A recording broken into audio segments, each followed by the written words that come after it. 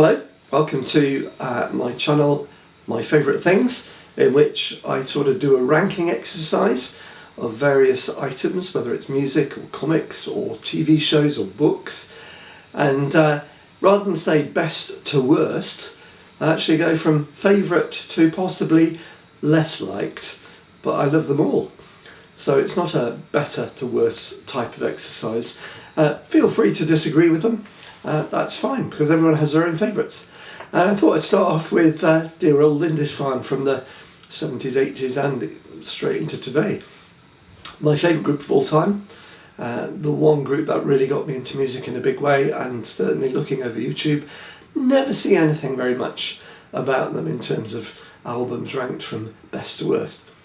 So in this I'll just look at most of their studio albums. I won't be looking at any of their live stuff like the rather wonderful Magic in the Air or the classic Lindisfarne Live that was released about the same time as Genesis Live and so on. I won't even look at the wonderful BBC tapes, which was a great compilation of their John Peel sessions and in concert and stuff like that.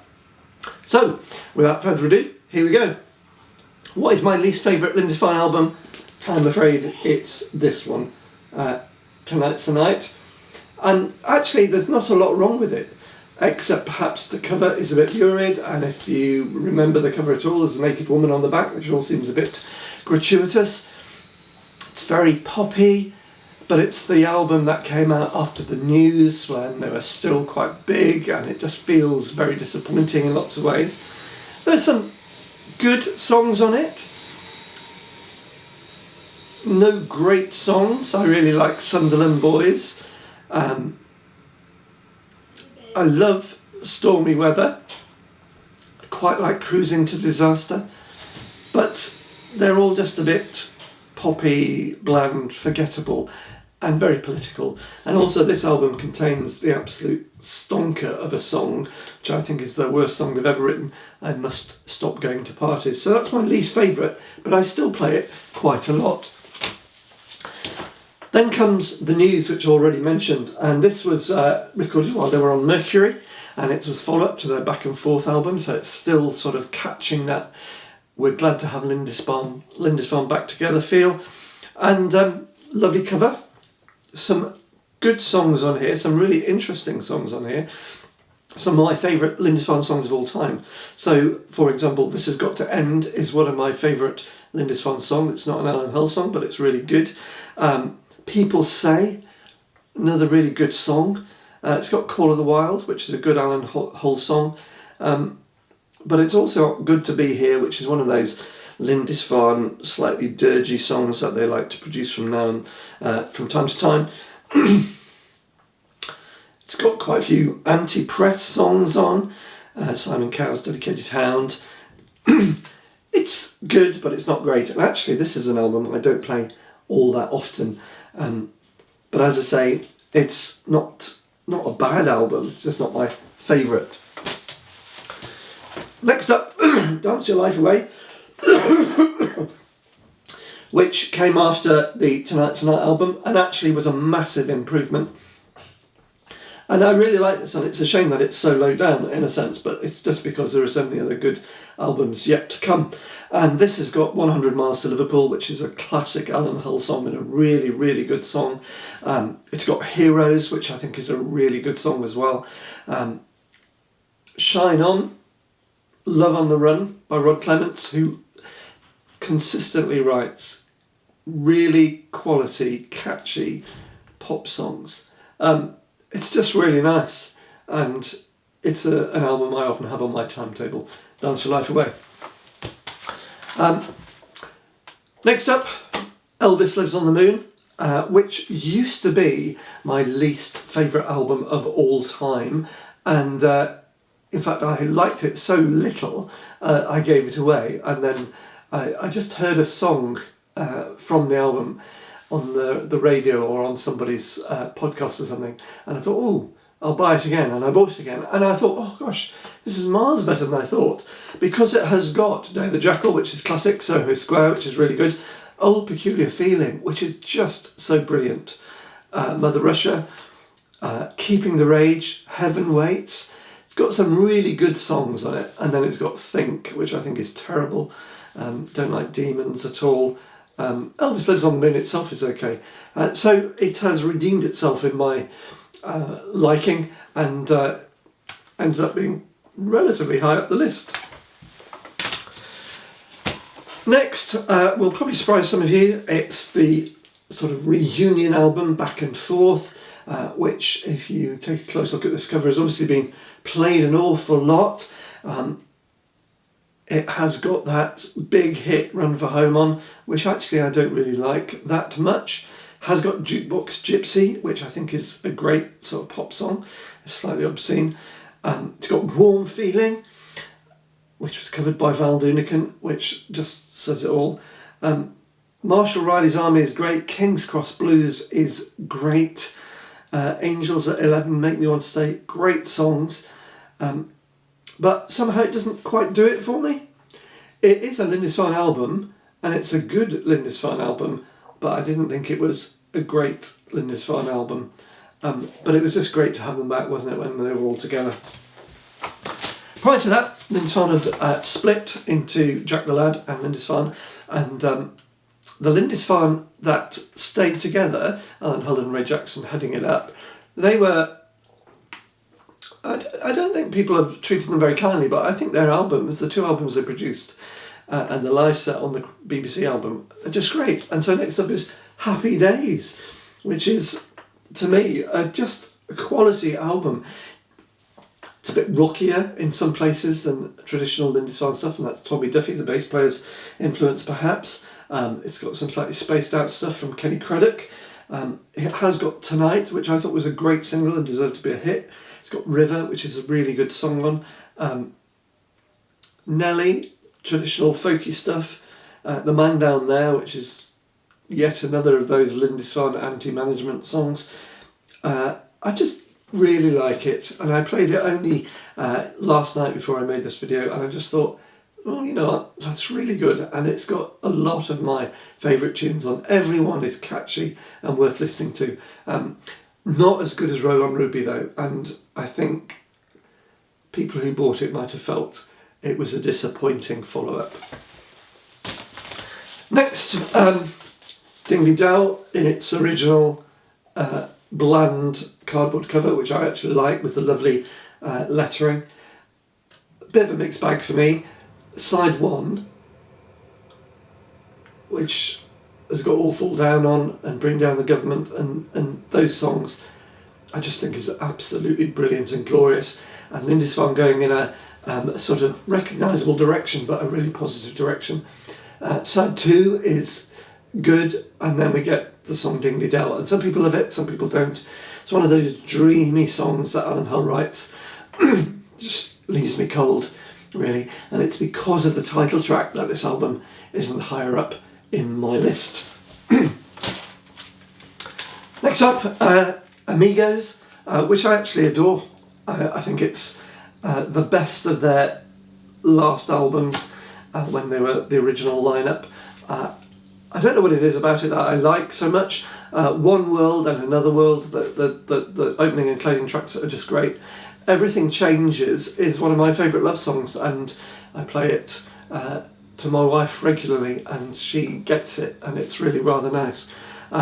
Working for the Man, Roll on That Day, Wish You Were Here, Anyway the Wind Blows, Don't Say Goodnight. They're just classic Lindisfarne songs, really well played, beautifully produced, and it's when we have the sort of introduction of a little bit more of a sort of laid back, middle of the road type feel to some of the singing, but it's just good. A much neglected Lindisfarne album, and definitely up there in my favourites. Next, the last studio album that I'm aware of by Lindisfarne. This is a Lindisfarne that is hardly recognisable, really. It's the Lindisfarne that had just Rod Clements and occasionally Ray Laidlaw with them, and Billy Mitchell really taking a lot of the songwriting duties. And I love these latter two albums that they produced. Promenade is great. Perhaps one of the reasons I like this so much is I got in touch with Rod Clements once and asked him if I could use one of his songs from this album in a film I was making, and he was more than happy. In fact, he felt flattered that my little amateur film was going to feature one of his songs, and that song was This Too Will Pass, which is just a brilliant piece of music and a great Lindisfarne song. I don't think there's a bad song on here. It's an album of older people's songs. It's full of nostalgia. There's a hint of regret. There's a sort of playfulness about some of it, but I think it's great. One of my all-time favourite Lindisfarne albums, and I thought it would be really hard that a band could be getting better the older they got, in the way that this signified to me. Getting near the top now, you can probably predict what's going to come there. In fourth position, just outside the top three, is that first album by the split Lindisfarne, Roll On Ruby. I remember going to buy this from a shop in Crewe as a schoolboy. I sneaked out of school on the day it was released and sneaked into Woolworths in Crewe and bought this album. And I was blown away.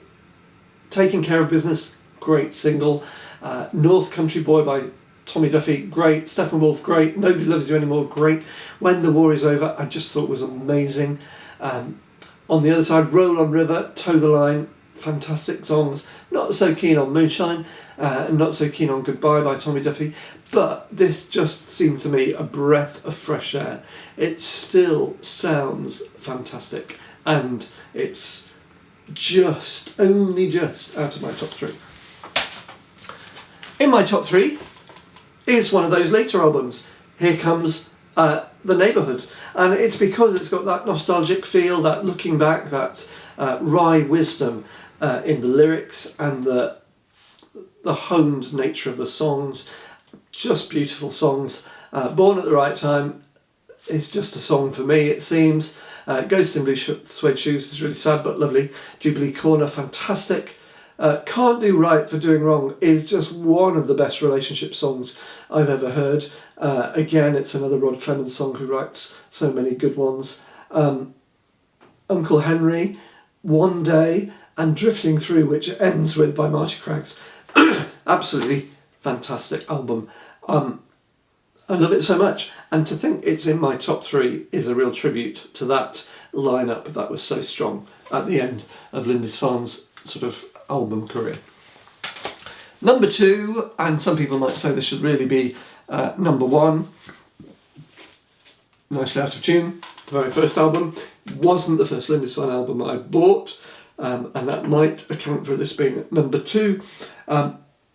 So many classics on here: Lady Eleanor, We Can Swim Together, Clear White Light, which were such staples of the live songs. It's got my favourite song on the album is The Things I Should Have Said, again by Rod Clements. It's interesting how many of my favourite songs are written by him. It's got Road to Kingdom Come, also by Rod Clements, which I think is absolutely fantastic. A song by Rab Noakes, Turn a Deaf Ear, which is a great song. But it's also got Scarecrow Song in that sort of sequence of January song, winter song that Alan Hull wrote, which is lovely. And, well, what can you say? It's an absolute corker of an album.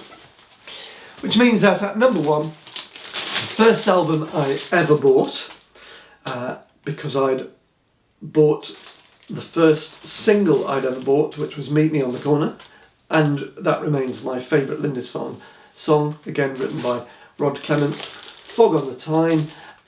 This is my original copy, bought when I was 11, over 50 years ago. It was played and played and played and played.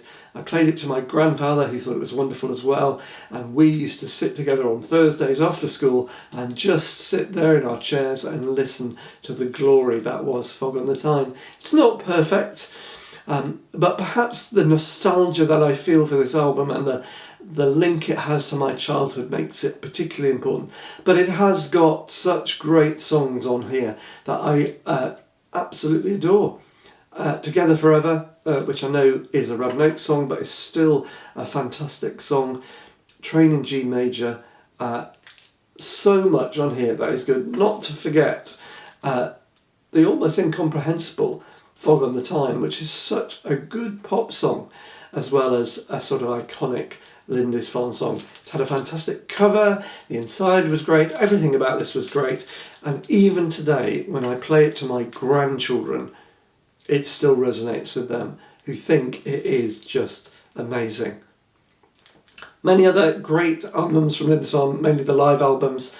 Some of the compilations are really cleverly done, and some of the songs that didn't feature on albums are on those, and they're all good. But this has been my favourite to my least favourite, but still loved Lindisfarne albums. Thank you for watching.